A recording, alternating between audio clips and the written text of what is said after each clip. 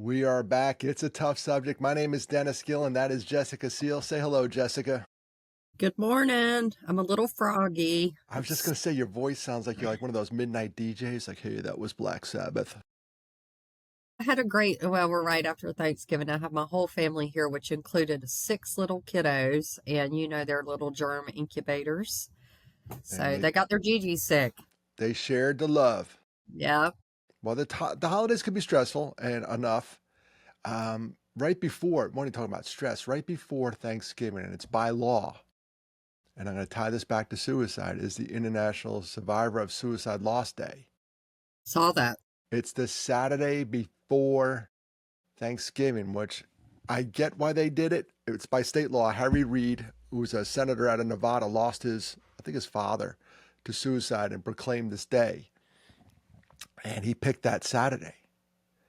And I guess the feeling was the holidays could be rough for some people. Let's get them together. But boy, it's right before Thanksgiving. It's like the weekend Yeah. before. I saw that they were doing some trainings for folks. I was not aware of it, but I mean, I kind of get it. It's funny you say that. I woke up Saturday morning and I was by myself for a little while, I'd started not feeling good, but I couldn't sleep. And I told my husband when he got up, I said, I don't know why, but for some reason I was replaying the first Thanksgiving after my dad died and what my family went. Now, Because he Jessica, died in October, your brother as well. So it was right what day after. in October did your dad die? My dad, well, it's a little sketchy. My dad technically died on the 19th, they say. Unfortunately, he was found on the 21st, so they had to guess a little Yeah. bit. So I kind of like those days, those 3 days are not good. So I don't just get one day, I get three. You get three. You get the bonus days. Yeah, Yeah. we had October 26th was when Mark died. And for the listener, between us, we lost three people. I lost two brothers. She lost her father to suicide. But those anniversaries, and then you're right, end of October, middle October, and then bam, you're in a holiday mode and everyone gets together. And let's be grateful for all that we have. And it's the first one without your dad. It's the first one without my brother. It was awful. Did it affect I mean, I'm sure it did, but any tradition that your family had that year?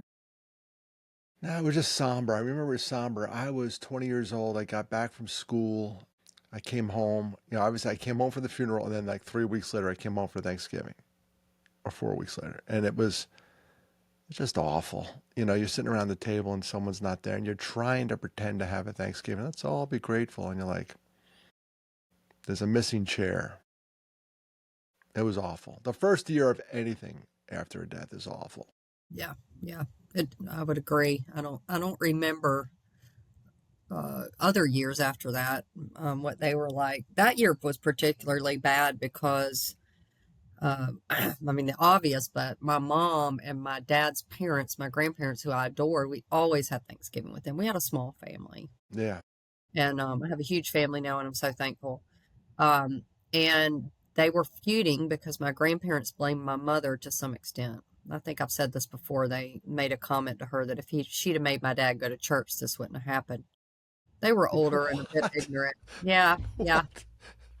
What? They were such simple people. They just didn't understand. I'd give them grace. You could pray But so that my day mom, away. That's like yeah, that's, yeah. I mean, same thing. And so my mom was like, okay, we're not spending Thanksgiving with them. That was the number one hit in the face. Then we went to her coworker's family's Thanksgiving and we walk in. It's me, my mom, my brother, and sister. And you could literally feel the air get sucked out of the room like pity, like everybody knew. And it was yeah. horrible. Why Well, did my it's mom do that? I was like, back in that's the what I was day. thinking about that morning. Why did my mom do that? They would say stuff like that back in the day. They would just say stupid stuff. We're learning every day how to handle it and be better and be kinder. I remember one of my friends telling me that, they're in the receiving line for their mother's funeral and they said, she's in hell God. in the line. I'm You afraid I might have punched someone. I don't think I I could would, have I would say, controlled my can you say that body. again, but take one step forward because I'm going to punch you in the throat. Um, Even if it was an old lady, I think you're allowed to do that. But that's what they said to her. Oh my God. She lost her mom to suicide. And they said, your mom's in hell. Because at one time it was a mortal sin. But that's man's interpretation. We went over this before. The Catholic position has changed on that they actually changed it to you have to be in your right mind to commit a mortal sin. And those people who die by suicide are not in their right mind. That we know. That we know. I think the comeback would have been good. I hope you see her when you're there as well. Tell her I said hello. Yeah, you always think of the great comebacks like years later. Damn. Tell her you said hello. Yeah. Give her my Yeah, regards.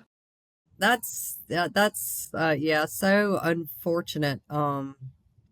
Gosh, So that's something. suicide survivor loss. You didn't do anything then. You didn't do any festivities or do we have festivities in this arena? Do we have? I don't know. I guess I didn't, it actually, okay, I didn't do a festivity. It sometimes when things like that come up, it Program. causes me to take a second reflect That's fair. on how grateful I am, how far I've come, and how much I miss my dad, you know? I spoke on that day. I was in Knoxville, Tennessee, and I spoke at there's a hospital system there, Covenant Health, and they have, it was at Park West Hospital, and I was the keynote speaker. And what they didn't tell me were people were going to speak before me. Now, here's where my ego comes into play. The people that spoke before me were awesome. Okay. When you go to a Not ego. That's human. I'd be the same way. it's like when you go to a concert, the warm-up band is supposed to stink, so the main act looks good, or they're lesser quality. Every speaker was awesome. They had an unbelievable story, and I'm like, and just kept building. There was like 4 of them. I'm like, oh my gosh, I gotta follow all 4 of these phenomenal speakers, phenomenal stories. So what I ended up doing, I threw out my story. I threw out my presentation, and I just loved on them. I adored them. I just told them I recapped the morning. I said, I can't believe I actually used that analogy. Like I'm supposed to be the keynote, and you guys are supposed to be the warm-up act, but it got reversed. And I went over each one of their points. I just summarized what they said, and I thought I brought it home. I did a little bit of my presentation, but there was no way I was going to touch what these stories were. They're phenomenal. And then I fired my agent when I got home. I fired him. Don't ever do that to me again. Don't ever put better speakers on before me. I'm trying to like think about how those stories, what makes them phenomenal. Oh, it was just a personal story. We had different people from different arenas. One was, I'll summarize. One was a rock and roller who plays like punk metal. He told a story about how that community responded, and he wrote a song. It was just cool to hear from that genre. Then there was another young guy who lost his grandma, who was Hawaiian, and he lives in Tennessee, and he was just eloquent. The MC was awesome. Then we had a impromptu speech from a woman who lost her husband. It was phenomenal. Like she just wanted to speak. And everybody, what sets everything apart is in this arena is passion. They all had passion. They all had a compelling story. And what happened with the woman, I was sitting up front. The woman who lost her husband, they had a dog, or her husband had a dog. It was a Great Dane. And then they brought in, unbeknownst to her, they brought in a therapy dog that day. And guess what kind of dog it was? A A great Great day. Dane. And she about lost it. The dog walked in and she went, oh, that's my husband's dog. Little stuff like that. Yeah. Yeah. And then she felt compelled to speak, and she was awesome. So, Well, everybody's story's different. They're all awesome in their own way. what You got know, me though when I was there? And by the way, I have a blemish on my nose, but this is a funny story. I did a talk for the local TV station, and I ate a power bar. This is so vain. Before I went on TV, I had chocolate on my lip, and the girl never told me. Like she works in media. She could say, hey, Mr. Gillen, just wipe that thing there. can I tell you something? What? I ate a goodie powder one time before I went into a store, and nobody told me I had powder right here. So there's a worse thing that could have happened. Oh, you look like a cokehead. Yeah. I had to say it. Made me think about it I was the just look worst. like a glutton. I'm On not going to TV. say what you could have looked like, but I'd have Aaron to see it first to get a good. VLTV, whatever it was, Channel 8 Knoxville. I could see it. I'm like, what is on my lip? And then I think later on, I went to the bathroom. I'm like, and I wiped it off. I'm like, oh no, I already spoke. It was too late.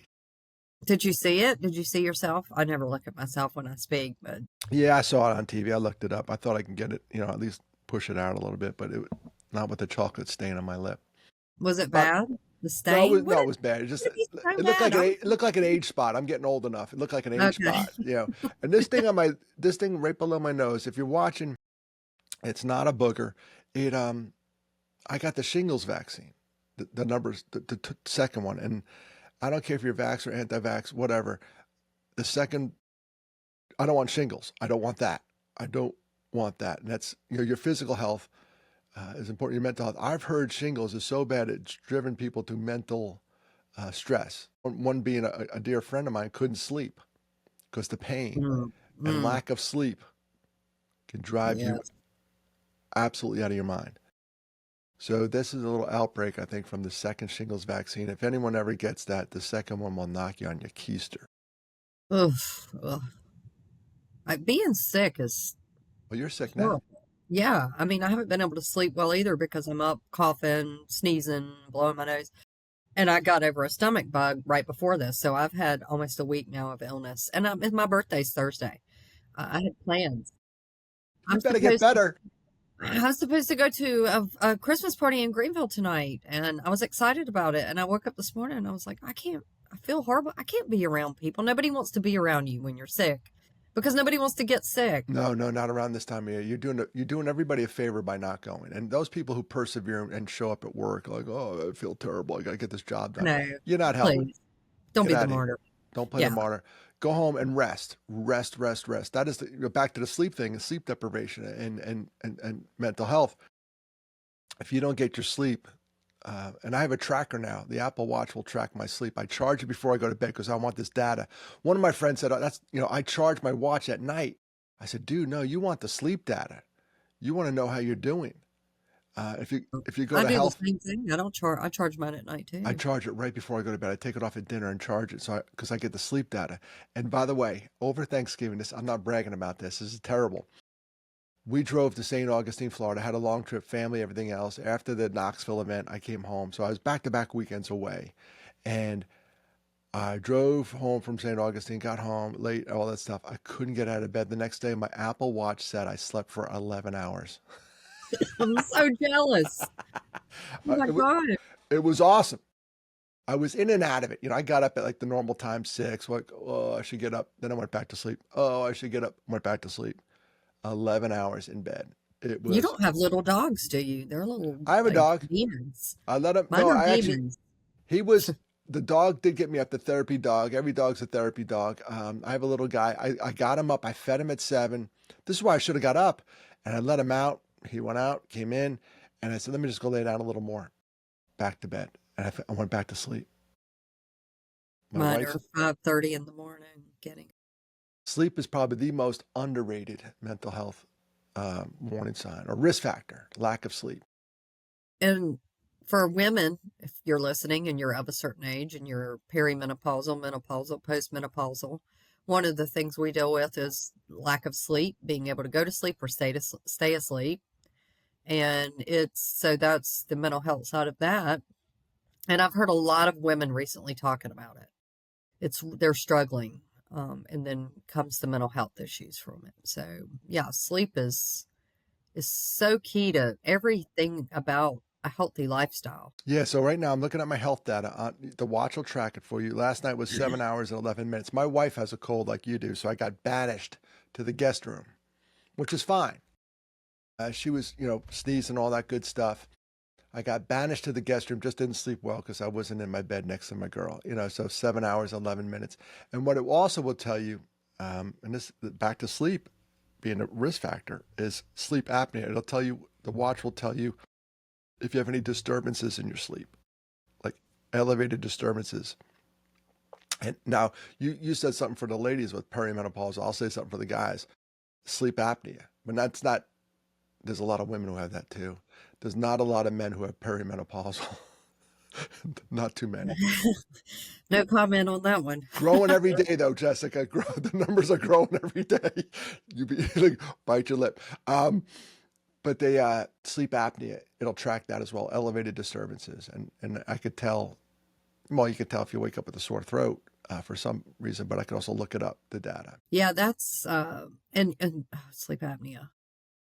Thankfully, my husband does not struggle with that. I have friends that have spent the night at my home as guests and they slept in another room and I heard them in the house snoring.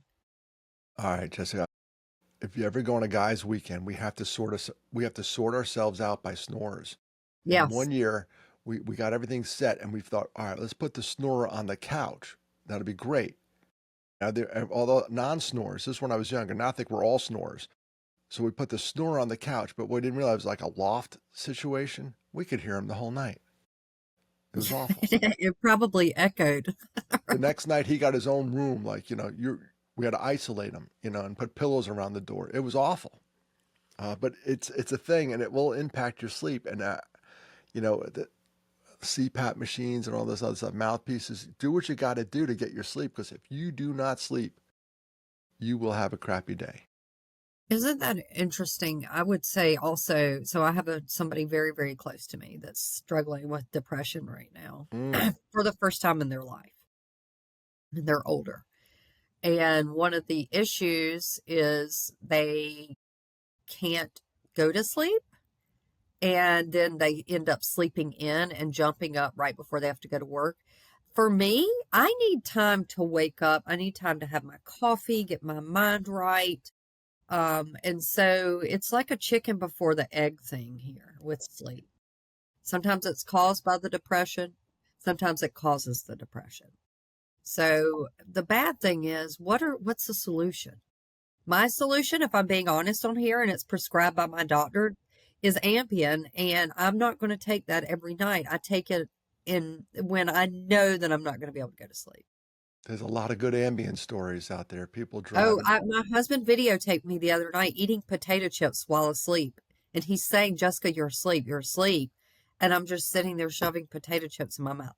No recollection. It's when I fell asleep on the couch and tried to wake up to get into the bed. Need to take that when you're in bed. All right, I'm trying a Um, natural remedy right now. Magnesium glycinate, glycinate. yes. Do you have spray that have you used the spray? No, I use a suppository. No, I don't like taking pills. Uh, it's easier. No, it's a little capsule, and I take I it was like, wait, orally. wait a minute. Exactly. It's all behind me. No, it's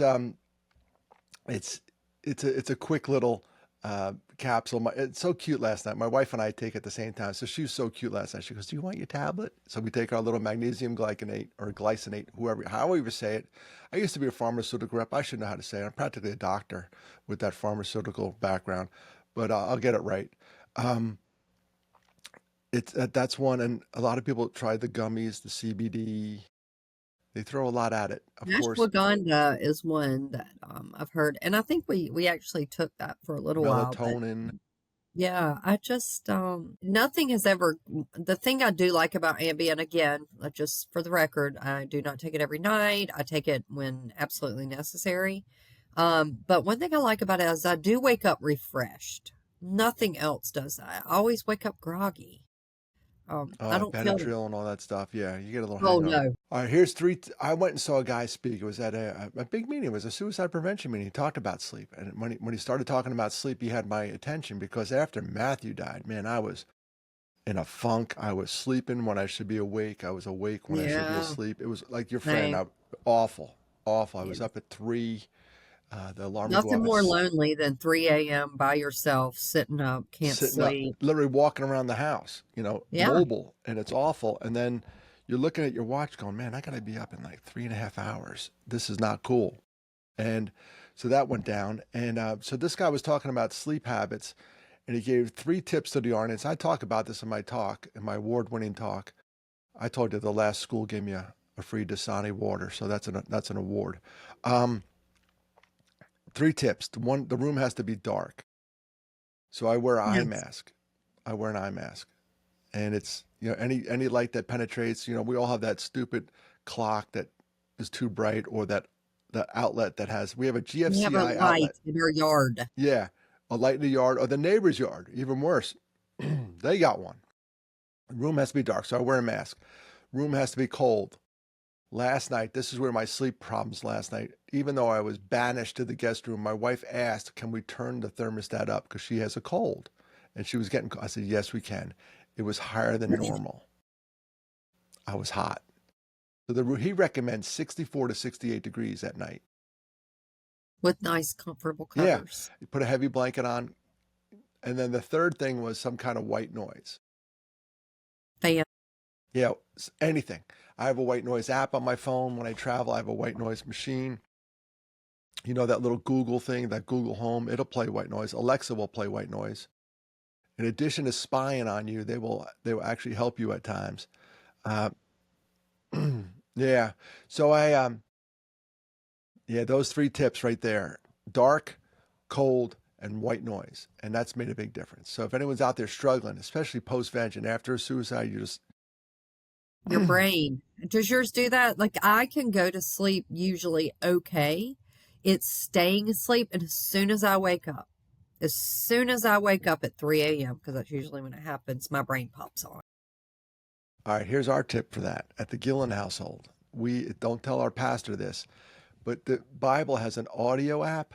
You could time it, and we'll put the Bible on, and you'll start thinking about the Oh, story, nice. and then it knocks you out. And last night I put on a Tim Keller, who's one of my favorite pastors, a sermon, and I could time it. I tell Spotify, stay on for 30 minutes. I'm not going to finish it because hopefully I'll be asleep. If I'm still Right. awake when it goes off, I get bummed. I'm like, come on.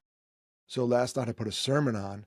At the same time I'm down the hall, I could hear my wife down the hall at 4 o'clock with the Bible app is on. And it was just a rough night because there's a cold going around the house. It was just Yeah. a rough Yeah. night. I You feel could you. hear in my voice too a little bit. But it worked last night. It did. The sermon helped me out. That's better than me because literally I tell myself, clear your brain. And I think about the old remedy of literally don't laugh counting sheep. It's nothing. It has no meaning. It's anything that has no meaning. But it does work a lot. If I just physically say, stop thinking about work, money, relationships. Those are the three little devils in the brain that come in for Well, me. yeah. Same here. Same here. I always worry about the foundation. Do we have enough money? Can I pay myself? All this Yeah. stuff. Yeah. Yeah. By the way, big news. Can I just Yeah. Yeah. uh, big news. I'm wearing a camo hat. See that? Yes. For the listener out there, we have a thing called the Camo Hat Club. In fact, we meet this week, and I freaking booked my board meeting on the same day. We meet the first Thursday of every month, so it's December. When we're taping this, the first week of December, and we meet this week, and I get to see my dudes for breakfast. We have breakfast. It's 1 hour, and I leave 8 to 9. And we call it the Camo Hat Club because men tend to camouflage their emotions. We are now selling the hats for other groups. There's a group in Miami. There's a group in New Nice. Jersey that meets. There's a group in Charleston, West Virginia that meets. So we're trying to grow, and we're selling the hats, and the hats are $31 because I'm 31 years sober, and it goes. The little spread that we make off the hat goes to the foundation. Nice. Nice. So another revenue stream for the Half a Sorrow Foundation, the Camo Nice. Hat Club. Did you put in the chat? Oh, I should. I'll put in Yes. the show notes. I have a Shopify. Here's another Someone scam. told us to do that. I just felt it. I did a Shopify thing, and there's so many scams out there. I opened up the store yesterday. By the way, yesterday was Cyber Monday, and the poor Shopify site went down, which is the worst time to go Ooh. down. Yeah, their stock took a hit. It was awful.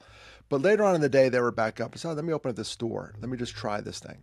So I opened it up, and we screwed up the internet so bad. You know, we talked about AI and suicide. We screwed it up so bad. I opened up the store yesterday. I may have gotten 10 emails from yesterday to this morning telling me how they can improve my Shopify. These consultants, these, scammers, hey, I saw your store, love what you're doing. I can help you. Can we talk? I got scammed too over something I purchased recently. So it really pisses me off. We screwed up the internet. And here's a question for you, folks, and I'll throw it out to you, Jessica. Two buttons in front of you, a green button for go and a red button for stop. You get to push the button, Jessica. Someone comes to you and says, "This is the internet. This is what it's going to do. It's going to connect everybody, blah, blah, blah." Do you, back in the day, say it's like 1989, I said, "This is what we're thinking." You get to push the green button, it goes forward. You push the red button, you kill it. I'm going to push the green button. I'm pushing red every day. I mean, now, knowing what I know now, yeah, no Pushing red. way. I'm pushing red. Kill the internet. Kill it. We're supposed to be all I don't connected. think I'm not a technology person, by the way, but I don't think, first of all, I was 15 years old in 1989, so of Now course you I'm just going to be now you pushing the now green you just button. bragging because I'm old. But I don't think I don't think it was like totally understood by just the average everyday individual what this would become. Social media, you get to kill it all. I'm pushing red. I'm not. This is where I really could sound like the cranky old man, but growing No, up I without the agree. internet was awesome. We didn't know. I just said that the other day. Somebody said, I saw this on social media, a young person who said, I wish that I had been born in the 70s. I was born in 1973, by the way, because you guys had the best times, movies, music. It was just it seemed like the best place to be. And I was like, damn, it really was. And we didn't even know it. We didn't know it, but what we know now about the internet and the detrimental effects, always tying it back to mental health. Oh, And it's horrible. the reason I didn't sleep really good last night, I'm going to tell myself, I'm not sitting here, all right, kids, get off the internet. I was doom scrolling. I was on my phone watching a TV show. My wife's been in the back room coughing. I'm just on the internet doing nothing. Dopamine, dopamine, dopamine, dopamine. And I've got to stop it. I'm not, I'm projected a little bit like, hey, we have an internet problem. No, Dennis, you have an internet problem. That's why I'm pushing the red button because I have no self control over that damn thing. I'm saying we've talked about this before, and my husband gets irritated that he does it. I mean, it's just like we're sitting there. And then, you know what I thought about too with it? And I hope people think about this. I mean, obviously, your mental health. I can tell you right now that I cut some things off and it helped. I could feel a difference. The anxiety level went down. But what I'll say is, I had this thought 20 years from now, I'll be 72 as of Thursday. 30 years from now, I'll be 82. Think of all the time that I've wasted sitting on that phone looking at things that don't matter, that's taken away from my time with my husband, who's 13 years older than me, or my family, or my friends. Wow. You're right. You're right. In fact, going back to the 70s, there was a show called The Partridge Family, and they launched the career of David Cassidy. And poor David had a struggle with alcohol. But when he died, it's not internet, it's just distractions in general. The world comes at you. When he died, his daughter said, some of his last statements were so much wasted time. I wasted so much time.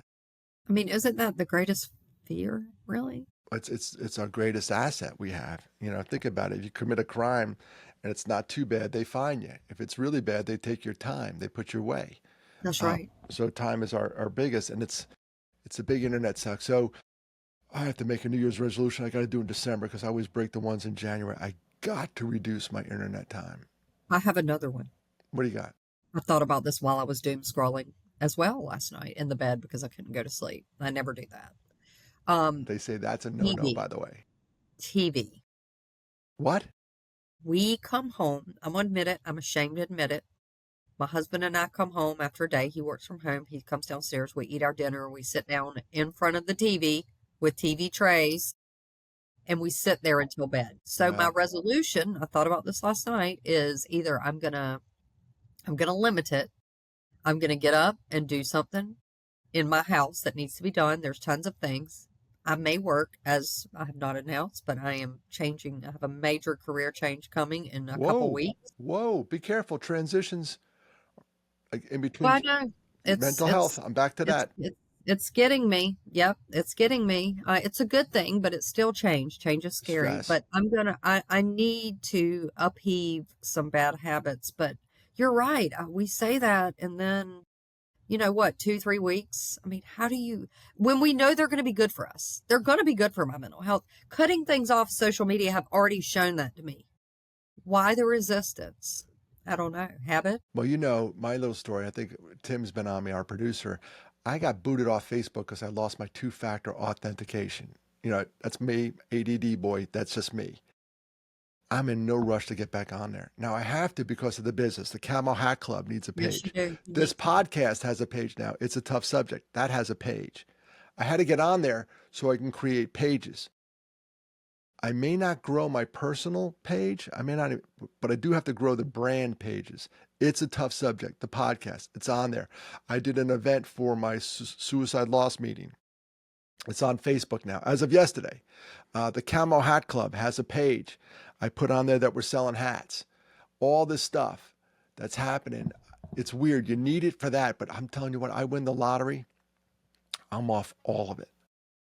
Every Well, bit of yeah, it. because you'll have people coming out of the woodwork trying to find you. No, that too, but I don't have to promote the business. I can go do the talks for free and go. So You do have to do it though. It's part of our society. It's I business. have to No market. longer, it's marketing. If you're not on the internet, it's not about a website anymore. Websites are obsolete. They don't even really matter. You have to, I guess some would say you have to have it to legitimize your business, whatever. If you don't have a social media presence, Don't you love it? Two old people talking about social media. I love it. you know that Facebook You is have to old have it. people social media. I don't do Yeah. don't do Instagram. The only thing I do is LinkedIn and Facebook.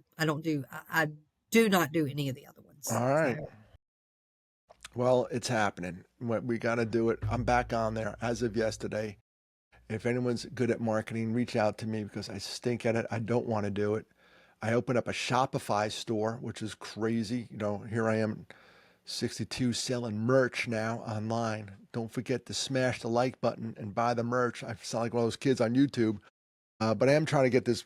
All these programs we do at the Half a Star Foundation, including this podcast, is designed to get people together and talk about tough things like this.